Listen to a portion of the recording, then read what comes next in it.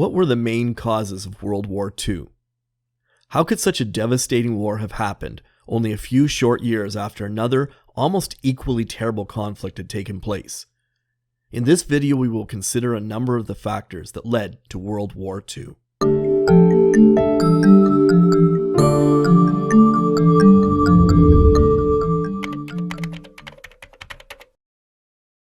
With a loss of more than 60 million people, World War II was the deadliest conflict in human history. Yet that World War started barely 20 years after the world had witnessed the catastrophe of World War I. How did we get into a second horrific global conflict so quickly after the first one? Here's some reasons why.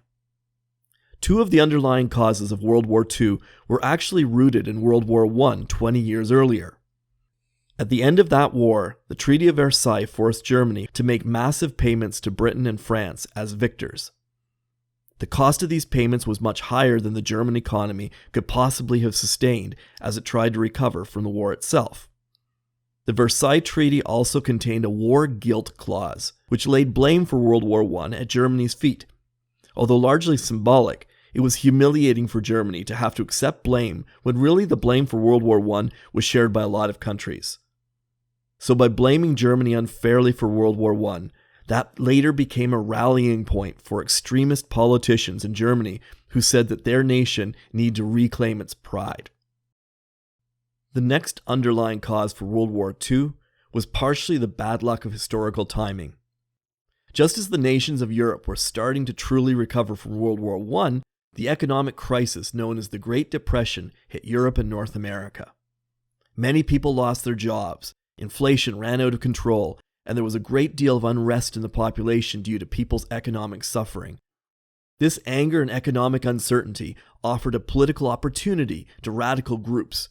In Germany, some extremist politicians, such as the National Socialist or Nazi Party, tried to place blame for the economic crisis on ethnic minorities, particularly Germany's Jewish population.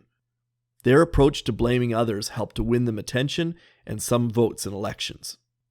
The Nazis were also looking for more land.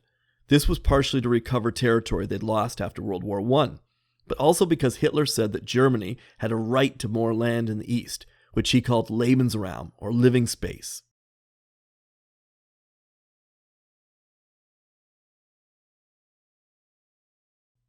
So these are the underlying causes of World War II. But in addition to these factors, there were also a number of more immediate events that eventually triggered the start of the war. The first of these was that the National Socialist Party, led by Adolf Hitler, came to power in Germany in 1933, partially because of the factors that have already been mentioned. The Nazis had been gaining strength for a number of years, but once they were in control in Germany, they were able to finally start acting on the militaristic and racist ideas that they had.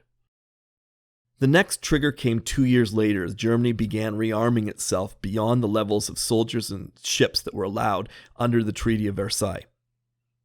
Hitler gradually tested the resolve of Great Britain and France to intervene as he rearmed Germany. But he was met with nothing but empty protests, so Germany felt emboldened to accelerate this process of rearming itself. And during that time, he took action to remilitarize a part of Germany called the Rhineland in 1936. Again, under the Treaty of Versailles, Germany wasn't supposed to have any soldiers in this part of their country because it was too close to France. So when Germany marched its troops into the Rhineland, it was a giant bluff. The nearby French forces were actually much stronger than the German forces, and Hitler might have been stopped if France had intervened to try to prevent them from advancing further. But France relented, and perhaps the last best chance to stop Hitler without a major war had been lost. Part of the reason for France giving in is that many people in both France and Great Britain at the time thought that Germany had a right to fully control the Rhineland, since it was, after all, a part of Germany. But now Hitler was becoming bolder and turned his eyes to an even bigger prize, Österreich, or Austria. Austria was a German-speaking country with many citizens who were sympathetic to Hitler or even enthusiastic about Hitler. Hitler, after all, had been born in Austria. So when Hitler started talking about bringing all German-speaking people together under one flag, he found quite a bit of support in Austria. It should also be noted that there were many non-Nazis in both Germany and Austria, who also supported bringing the two countries together. Hitler was able to benefit from their support as well. So in March 1938, Hitler moved German troops into Austria. Austria didn't resist, so Hitler successfully had completed his first full invasion without firing a single shot.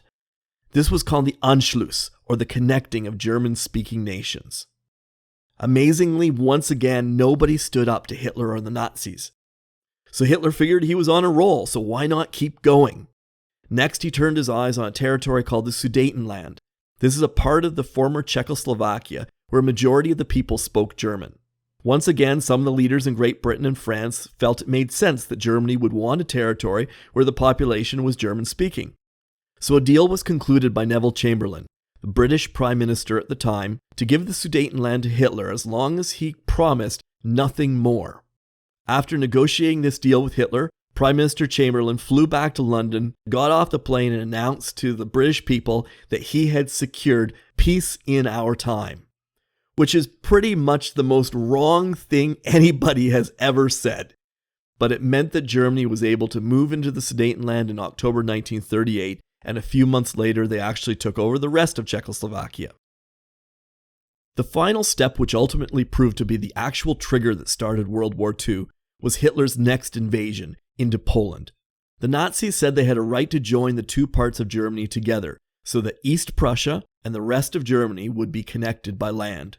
But to do that, Germany needed a piece of land called the Danzig Corridor, which was owned by Poland since the end of World War I.